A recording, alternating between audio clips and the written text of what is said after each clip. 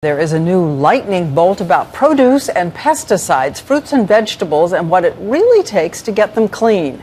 Jim Sciutto is on the Healthy Living Beat tonight. Are there contaminants on your produce that you can't see?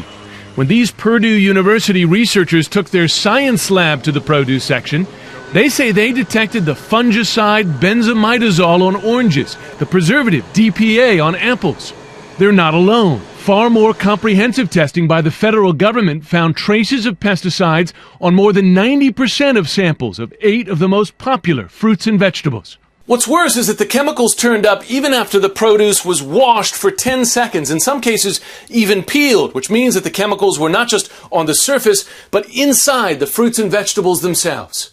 Today, the Environmental Working Group, a non-profit consumer advocacy group, identified its so-called Dirty Dozen. The fruits and vegetables it says contain the most chemicals. Topping the list, apples, celery, strawberries, and peaches.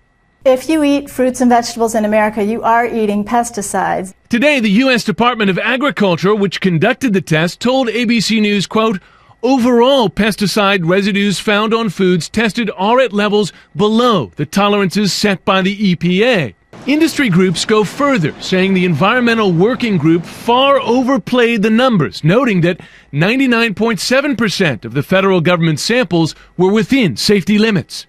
What do you say to families who say, I don't want to bring this into my house at all? The dangers of not eating fruits and vegetables far outweigh any risks involved in any residues that might be on those products. On that point, the Environmental Working Group agrees, but for the Dirty Dozen, it does recommend choose organic when you can. The bottom line, use caution, but don't stop eating fruits and vegetables. Jim Sciutto, ABC News, Washington.